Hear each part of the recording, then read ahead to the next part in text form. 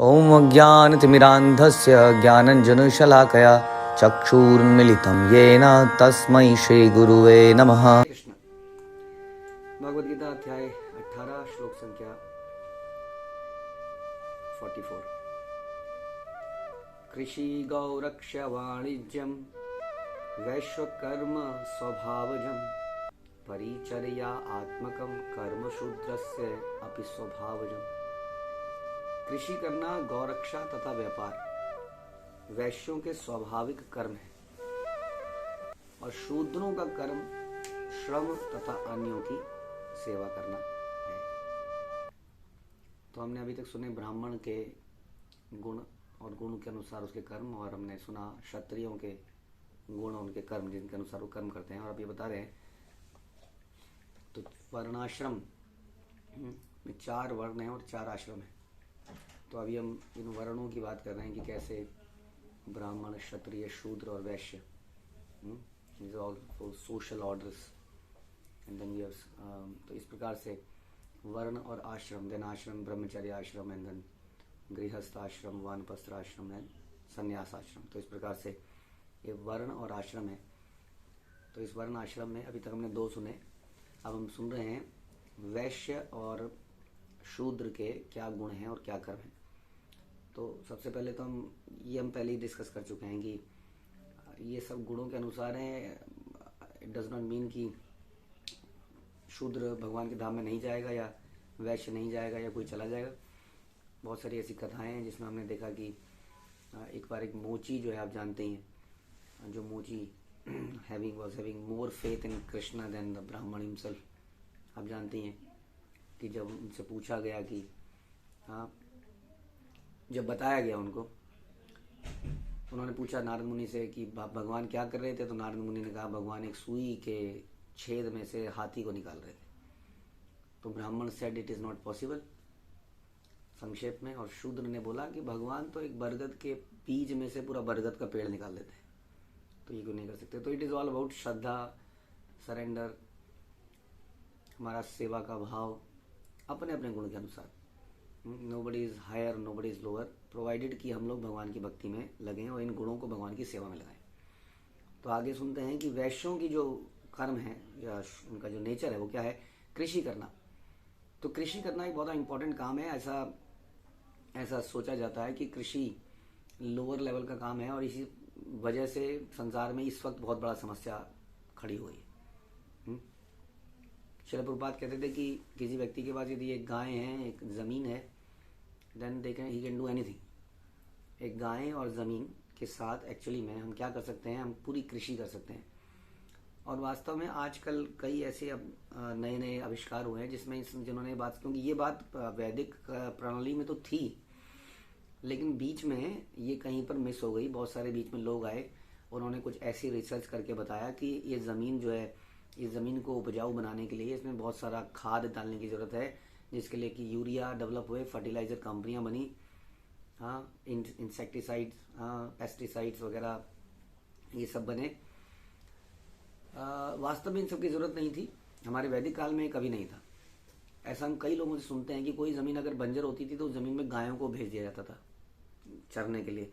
तो क्या करती थी, गायें जब चलती थी उस ज़मीन पे तो उनके खुरों से ज़मीन खुद जाती थी, और जो वहाँ पर वो गोमूत्र और गोबर करती थी तो थोड़ी देर में वो जगह पैरों से गूंथ के, गोबर पड़ के, गोमूत्र पड़ के उपजाऊ बन जाती थी। ऐसे बहुत सारे अनुसंधान हुए और अब ये चीज़ को लोग रिपीट करने का प्रयास कर रहे हैं इस समय। और ऐसे कई सारे अनुसंधान करे गए इस वक्त भी। अगर आप इसको रिसर्च पेपर्स को सुनेंगे तो गवर्नमेंट इसको अब एक्सेप्ट कर रही है इस चीज़ को, और गवर्नमेंट ने एक अलग से एक डिपार्टमेंट खोल दिया इसका, जिसको हम कहते हैं natural farming, organic farming, natural farming. Organic farming से भी बढ़कर नेचुरल फार्मिंग। नेचुरल फार्मिंग में यही चीज़ बताई जा रही है कि केवल गाय के मूत्र से, गाय के गोबर से पूरी खेती करी जा सकती है। आपको ना तो कोई कीटनाशक चाहिए, ना कोई खाद चाहिए, कुछ भी नहीं चाहिए आपको। और जैसा प्रभुपाद बताते थे कि बैल से कुछ कार्य बैल करता है, कुछ कार्य गाय करती है। इस प्रकार से हमारा ऐतिहासिक हमारा वैदिक कल्चर इसी पर डिपेंडेंट हुआ करता था। और भगवान को आप जानते हैं गाय प्यारी थी तो लोग गाय पालते थे, उससे दूध भी मिलता था। अब कल्चर क्या है, दूध इस वक्त बहुत ही रेयर कमोडिटी बनता जा रहा है, इसलिए जितने भी सारी मिलावटें हैं वो दूध के साथ हो रही है, दूध के प्रोडक्ट्स में हो रही हैं। क्योंकि लोगों को दूध के प्रोडक्ट अच्छे लगते हैं लेकिन प्योर दूध मिलता नहीं है। तो दूध में बहुत मिलावट है, और जब तक गाय दूध दे रही है तब तक दूध दे रही है। जब गाय दूध नहीं देती है तो अधिकतर लोग क्या उसको एक अपने ऊपर एक बर्डन समझते हैं, और बर्डन समझ के गाय को बेच देते हैं किसी को, नॉट नोइंग कि गाय कहाँ जा रही है। हम भी सोचते हैं कि हमने थोड़ी कुछ गाय के साथ किया, हमने तो किसी को बेच दिया। सोचने की बात यह है कि जो गाय हमारे काम की नहीं थी वो किसी और के काम की भला क्यों होगी। तो वो गाय वास्तव में जाती है केवल कटने के लिए, और उसको काट दिया जाता है और हम उसको बेच देते हैं। तो इस प्रकार से एक कल्चर बन गया, जब गाय दूध नहीं दे रही है, बूढ़ी हो गई है, तो उसको बेच दिया जाए। लेकिन यदि आप ये नेचुरल फार्मिंग को समझेंगे तो आपको समझ में आएगा कि नेचुरल फार्मिंग में गाय का गौमूत्र और गोबर जो है एक सोने की तरह है। उसमें दूध की इतनी इंपॉर्टेंस नहीं है जितनी की गाय के गोबर और गौमूत्र की है। इससे न केवल बहुत सारे प्रोडक्ट्स बनते हैं बल्कि जीरो बजटिंग फार्मिंग हो सकती है, जिसमें आप केवल इन दोनों के उपयोग से बहुत अच्छी फसल कर सकते हैं। और इसका उपयोग किया गया, और भारत के प्रधानमंत्री ने इस पे समर्थन करते हुए इसको चारों तरफ फैलाया जा रहा है और इसके लिए सब्सिडी दी जा रही है। बट आई मीन टू से हम किसी एक पद्धति का या प्रचार नहीं कर रहे, हम यहाँ पर ये बता रहे हैं कि जो आज के डेट में हमें बहुत बड़े अवार्ड मिल गए, उनको भारत रत्न या जो भी अवार्ड मिले हैं इसके आविष्कारक लोगों को, लेकिन ये पद्धति हमारी वैदिक पद्धति है। ये तो हमेशा से ही पद्धति थी, इसमें कुछ बताने की जरूरत नहीं है। वास्तव में देखा जाए तो हम किसी भी इसके प्रचारक से मिल रहे थे नेचुरल फार्मिंग के, तो वो हमें वही बताने लगा। उसने कहा देखो जो भगवान कृष्ण के नंद बाबा के पास कितनी गायें थी, इतनी गायें थी तो कैसे उतनी खेती होती होगी। तो वो सब कुछ वही प्रिंसिपल बता रहे थे। तो कहने का मतलब है ये जो कृषि है ये हमारे लिए बड़ा इंपॉर्टेंट है, क्योंकि यूरिया और पेस्टिसाइड या जो भी है इन सब के यूज से जो हम अन्न खा रहे हैं उससे कैंसर बड़ी तेजी से बढ़ रहा है। हाँ, कैंसर मुख्य तौर पे पैकेट फूड जो हम खा रहे हैं जिसमें बहुत सारे प्रिजर्वेटिव्स डले हुए हैं वो, और जो हम ये इस तरह की यूरिया इत्यादि की चीज़ों से हम जो खा रहे हैं, इससे ये सारी बीमारियां हो रही हैं, और धीरे धीरे इससे कैंसर बड़ी तेजी से फैल रहा है संसार में। इन सब का इलाज क्या है कि हम वैदिक कल्चर को अगर अपना लें तो हाँ, हर कोई व्यक्ति, मुझे तो ऐसा लगता है कि जो शहर में आ गए वो तो आ गए, उनका तो क्या कर सकते हैं, लेकिन जो शहर में नहीं आए वो व्यक्ति वहीं पर कुछ ढूंढें। ये जो चीज़ उन्हें मिल रही है वो दोबारा शहर में आने के बाद नहीं मिलेगी कभी भी। अपनी अपनी ज़मीनों से हम अटैच रहें और उस ज़मीनों में हम कृषि करें, जैसे हम बता रहे हैं, अगर ये हमारा स्वभाव में आ रहा है तो। लेकिन it is not a non profitable activity जिसके कारण लोग इसको छोड़ते जा रहे हैं। It is a profitable activity और लोग ऐसा करके दिखा रहे हैं। अगेन ये तो बीच में जो कल्चरल शिफ्ट हुआ जिसमें लोगों ने लोन लिए, ट्रैक्टर खरीदे, यूरिया खरीदा, जिसने ज़मीन को भी ख़राब कर दिया, बंजर बना दिया, उधर से ट्रैक्टर का लोन ने किसान को मार दिया। ये तो हमारी लस्ट, हमारी ग्रीड ने हमको मार दिया। नहीं तो किसान बड़े संपन्न हुआ करते थे। और वास्तव में एक अन्न एक ऐसी चीज़ है जो व्यक्ति को हमेशा चाहिए, चाहे वो मतलब ऑपुलेंस में कहीं चला जाए, ऊपर चला जाए या नीचे चला जाए, चाहे भारत की तरक्की ज़्यादा हो जाए या भारत की तरक्की कम हो जाए, संसार में खाने के लिए सबको चाहिए। लेकिन किसान ही ऐसा व्यक्ति है जो हमेशा मरता है। जबकि खाना एक ऐसा चीज़ है जिसके बिना आदमी एक दिन भी नहीं रह सकता है। फूड इंडस्ट्री ऐसी इंडस्ट्री है जिसमें कभी स्लम्प आता ही नहीं है। कोरोना आए, युद्ध हो, लेकिन ये फूड इंडस्ट्री का कभी स्लो डाउन ही नहीं होता है। फिर भी क्यों ऐसा हो रहा है? क्योंकि लोगों ने इस कार्य को घृणात्मक समझकर, निम्न समझकर त्याग दिया है। जबकि हमारा वैदिक कल्चर इसको बोलता था कि हर किसी को सेल्फ मतलब क्या कहते हैं उसको, कि अपने आप को आत्मनिर्भर होना चाहिए। यानी कि हम अपना दूध खुद बनाएं, हम अपना अन्न खुद उगाएं। ऑल्दो आज की डेट में ये लगभग इम्पॉसिबल हो गया है, खासतौर पर शहरों में तो ये पॉसिबल ही नहीं रहा है। एटलीस्ट जो लोग अभी तक शहरों में जिनका पलायन नहीं हुआ है वो इस चीज़ को समझें और वहीं पर कुछ करें इस प्रकार का कि ऐसा कुछ प्रचलन फैले। हाँ, तो कृषि करना ये बहुत इंपॉर्टेंट काम है। हम आपको बता रहे हैं, एक कला है अपने आप में। यदि आप, जैसे हम लोग गार्डनिंग करते हैं शहरों में, जो लोग गार्डनिंग से प्रेम करते हैं उस बात को समझेंगे कि पेड़ों से बात करने में, पेड़ों को पानी देने में, उनकी केयर करने में एक सतोगुणी व्यक्ति बन जाता है अपने आप। उनके साथ बातचीत करने लगता है, उसके विचार बड़े अच्छे हो जाने होने लगते हैं। It is very important. Gardening लोग करते हैं आजकल, कृषि उसका एक बहुत बड़ा रूप है। हाँ, वो फीलिंग को कोई व्यक्ति वही समझ सकता है जिसने करी होगी। जब बीज डाले जाते हैं, उसके बाद जब बीज अंकुरित होते हैं तो क्या फीलिंग आती है, उसके बाद जब उसमें बालियाँ लगती हैं, गेहूँ उगते हैं, चावल उगते हैं, फल उगते हैं। हाँ, तो ये सब प्रकृति के क्लोज की चीज़ें हैं। हम लोग शहरों में वास्तव में प्रकृति से बहुत दूर रह रहे हैं। हम लोगों ने केवल पैकेट के अंदर आटे को देखा है, हमने गेहूं की बालियों को ही नहीं देखा है। तो ये चीज़ें शास्त्र बताते हैं कि कृषि करना इतना इंपॉर्टेंट काम है कि यहाँ पर बताया जा रहा है one of the main activities कृषि करना। जिस पर सारे के सारे संसार के लोग डिपेंडेंट रहते हैं। हर तरह की फूड इंडस्ट्री भी इस बेसिक अन्न पर डिपेंड करती है। इसलिए कृषि करना और साथ में गौरक्षा करना, these go together, well together. जो कि अगेन आजकल आप लोग सोचते हैं कृषि करना, गौरक्षा तो अलग अलग कार्य हैं, इनका आपस में क्या लेन देना। जैसा अभी हमने आपको बताया कि नेचुरल फार्मिंग जो आजकल चल रही है उसने प्रूव कर दिया कि दोनों एक ही कार्य है। यदि आप गौ रक्षा करेंगे तो कृषि अपने आप हो जाएगी, आपको कुछ नहीं करना पड़ेगा। हमें इसके प्रचारक ने बताया कि एक गाय 1 एकड़ जमीन के लिए बहुत है। एक गाय, सिर्फ देसी गाय, प्योर गाय, इतना इंपॉर्टेंट है उनका गौमूत्र और उनका गोबर। तो इस प्रकार से कृषि करना, गौरक्षा करना वैसे भी भगवान को गाय प्रिय है। गाय हमें दूध देती है और दूध से अनेक प्रकार के व्यंजन बनते हैं। इस दूध से जो तंतु बनते हैं मस्तिष्क के, श्रील प्रभुपाद बोलते थे, वो इतने शुद्ध बनते हैं कि वो भक्ति करने लगता है व्यक्ति, जिस प्रकार से शुद्ध गाय का शुद्ध दूध पीता है। तो ये जो है ये स्वाभाविक कर्म है। वैश्यों के साथ में बताया व्यापार करना। तो व्यापार करना, चीज़ों का लेन देन, बहुत चीज़ों का व्यापार किया जा सकता है, लेकिन हमें हमेशा ध्यान रखना चाहिए कि व्यापार किस प्रकार का किया जाए। उसमें कोई इलीगल व्यापार करना इसमें नहीं कर सकते हम कि आप ऐसी चीज़ों का व्यापार करें जो कि निषेध है। उसका जो कर्म है वो उस करने वाले के ऊपर, व्यापार करने वाले के ऊपर भी लगता है। इसलिए हमेशा इन चीज़ों का ध्यान रखना चाहिए कि हम कोई भी धंधा बिजनेस अपनाएं, इनमें से कोई भी वो वैलिड कार्य होना चाहिए, शास्त्रों द्वारा निषेध नहीं होना चाहिए।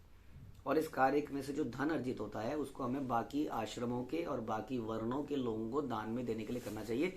हमने पहले भी चर्चा किया था कि जो वैश्य एक ऐसा व्यक्ति है पूरी इस वर्णाश्रम प्रणाली में, गृहस्थ या वैश्य ऐसे लोग हैं जो वास्तव में धन अर्जित करते हैं, और बाकी लोग क्या करते हैं, अलग अलग प्रकार से योगदान इस परंपरा में, इस प्रणाली में देते हैं।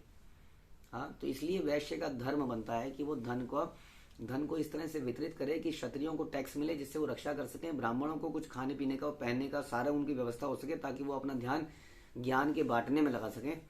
हाँ, इस प्रकार तो शूद्रों को वेतन देकर, शूद्रों को धन देकर, ताकि उनका लालन पालन होता रहे, ये कार्य वैश्य का वास्तव में है। वैश्य का कार्य ये नहीं है कि वो अधिक से अधिक धन अर्जित करे, उसके सोने के बिस्कुट बनाए, उसके बैंक बैलेंस अपना बढ़ाता चला जाए। ये केवल कलयुग को लेके आएगा। आप जानते हैं परीक्षित महाराज की कथा में हमने सुना था श्रीमद् भागवतम में कि किस प्रकार कलयुग कहाँ रहता है, जहाँ अधिक धन है, जहाँ अधिक धन एकत्रित हो जाता है वहाँ पे कलयुग का वास हो जाता है। वहाँ पर कल आप देखते हैं कि वहीं पर मर्डर, खून खराबे, ये सब उसी जगह में होते हैं जहाँ धन एकत्रित हो जाता है। इसलिए ये धन एकत्र जब हो जाता है, ये कलयुग का वास बन जाता है। इससे बेटर है कि भगवान की सेवा में लग जाए वास्तव में। हाँ, चाहे हम कोई भी इस प्रकार का बिजनेस करें, लेकिन जो मुख्य बिजनेस भगवत गीता बता रही है वो बता रही कृषि करना, गौरक्षा तथा व्यापार। तो कहने का मतलब है जब हम कृषि करें तो विद सम फिलॉसफी के साथ करें, या कोई भी व्यापार करें, हम सोचें कि कैसे इसको नेचर के पास ले जाया जाए, कैसे इसको ईमानदारी से किया जाए। जैसे हमने बताया कि कृषि कर रहे हैं तो कैसे हम उसको नेचुरल वे में कर पाएं, कैसे हम गौ रक्षा को पे बढ़ावा दे पाएं, जो कि भगवान को भी प्रिय है और वास्तव में समृद्धि लाएगी। पुराने जमाने में किसी व्यक्ति के धन को नापते थे तो हमारे पास कितनी गाय है, गौ को धन माना जाता था। इसलिए हम अक्सर कहते हैं कि Nand Baba he was like a raja, he was like a king himself, not with the formal authority of a king but he was a king, क्योंकि उनके पास 9 लाख गायें थी। हाँ, ऐसा हम सुनते हैं। तो ये एक धन के रूप में माना जाता था। तो इसके प्रति हमारा प्रेम बने, इसके प्रति हम कुछ भी करें तो गाय के प्रोडक्ट्स को ज़्यादा से ज़्यादा यूज़ करेंगे तो उससे भी गाय की रक्षा होती है। हाँ, बाकी व्यापार वैश्यों का स्वाभाविक कर्म है। उसके बाद बताया शूद्रों का वह स्वाभाविक कर्म क्या है। शूद्रों का स्वाभाविक कर्म है कि वो श्रम करें, अन्यों की सेवा करें, क्योंकि श्रम करना, लेबर करने के लिए बॉडी में एक बनावट की आवश्यकता होती है पर्टिकुलर। हर आदमी बहुत ज़्यादा श्रम नहीं कर सकता, लेबर नहीं कर सकता है कि नहीं। हर आदमी ईंटें नहीं उखाड़ सकता, हर आदमी रिक्शा नहीं चला सकता है। उसके लिए अलग प्रकार का शरीर और बॉडी की आवश्यकता होती है, अलग प्रकार का नेचर की आवश्यकता होती है। अब इसमें भी निम्न मानने की जरूरत नहीं है। हम लोग कभी भी इसको ये ना समझें कि ये निम्न कार्य है। यदि इवन तो मैं तो ये कहता हूँ कि यदि कोई शूद्र मान लेता है अपने आप को और दूसरों की सेवा करता है, और खास तौर पर उसको भक्तों की सेवा करने का मौका मिल जाता है, तो दास बन जाता है भक्तों का। और दास बनने से उसको वो लाभ मिल जाता है जो उस तपस्या करने से नहीं मिलता। यदि आप किसी की मिनियल सर्विस कर दो, या आप किसी के पैर दबा देते हो, किसी का श्रम कर देते हो किसी के लिए कुछ, तो उसके हृदय से आपके लिए अपने आप ही आशीर्वाद निकलता है कि नहीं। अपने आप कभी करके देखेंगे तो आपको महसूस होगा वो आशीर्वाद। आप किसी के लिए कुछ और कर दो, आप किसी के लिए एक शर्ट लेके आ जाओ, उसके बदले में आप किसी के पैर दबा दो, आप देखेंगे कि नेचुरली जो व्यक्ति इस तरह की मीनियल सर्विस करेगा आपकी, उसके लिए ज़्यादा आशीर्वाद निकल जाता है। आप किसी को, हाँ, तो इस तरह का ये जो शूद्र का जो कार्य है वास्तव में निम्न नहीं है। अगर इसको सही कंटेक्स्ट में देखा जाए, जैसे कि वैष्णव फिलॉसफी है, वैष्णव फिलॉसफी हम सुनते हैं कि गोपिर भर्तुर पद कमले और दास दास दासानुदास, कि we are servant of the servant of the servant. और एक शूद्र का मतलब ही is a servant of all. हमको ये भावना अपने अंदर पैदा करनी पड़ती है कि मैं मालिक नहीं हूं, मैं शूद्र हूं। क्योंकि संसार में बिजनेस करते करते, संसार में क्षत्रिय की तरह राज्य करते करते, संसार में कई बार ब्राह्मण की तरह ज्ञान देते देते आदमी अपने आप को सीनियर मानने लगता है, सुपीरियर मानने लगता है। जबकि एक शूद्र का जो भाव है वो नेचुरली उसके अंदर होता है कि मैं तो निम्न हूं। हमारी परंपरा में सिखाया जाता है कि कैसे हम अपने आप को तृणादि अपि सुनिचेन माने। हमें अपने आप को ट्रेन करना पड़ता है कि मैं इतना भी इंपॉर्टेंट नहीं हूं। हाँ, लेकिन एक शूद्र के अंदर ये भाव नेचुरली आ जाता है। तो इसमें कुछ भी उदास होने की बात नहीं है कि हम जीवन में कुछ कर नहीं पाए। मैं तो कहता हूँ बहुत अच्छा है, ये कम से कम दिमाग कभी खराब नहीं होगा और वो दूसरों की सेवा करके वो लाभ प्राप्त कर लेगा जो कोई और लाभ प्राप्त नहीं कर पाएगा। हमें आप शुरू में आपको एग्जाम्पल बताया एक मोची का। जब नारद मुनि एक मोची से पूछते हैं कि भगवान, मोची पूछता है भगवान क्या कर रहे थे नारद मुनि, आप तो मिलते रहते हैं। तो भगवान नारद जी बोलते हैं मोची, भगवान सुई के छेद में से हाथी निकाल रहे थे। और मोची कहता है वाह, भगवान कृष्णा इज ग्लोरियस। और वही ब्राह्मण कहता है क्या पागल समझ रखा है मुझे, क्योंकि अपने ज्ञान से वो हर चीज को एनालाइज करने का प्रयास करता है। जबकि एक मोची या शूद्र पहले से ही सरेंडर कर देता है कि आप ज्यादा ज्ञानी हैं, आप जो बताएंगे वो सत्य है। हाँ, तो इस प्रकार से शूद्रों का कर्म है अन्यों की सेवा करना। और हमने ये चर्चा करी कि ये बड़ा ही ग्लोरियस काम है वास्तव में, अगर इसके मर्म को समझा जाए, इसके महत्व को समझा जाए। लेकिन हम समझते हैं कि शूद्र निम्न है या वो निम्न है या वो निम्न है। वास्तव में वो व्यक्ति निम्न है जो इन अर्जित गुणों को भगवान की सेवा में नहीं लगाता। वो व्यक्ति उच्च है जो भी उसके पास है उसको भगवान की सेवा में लगा देता है। हरे कृष्ण। श्रील प्रभुपाद की जय। भगवद गीता की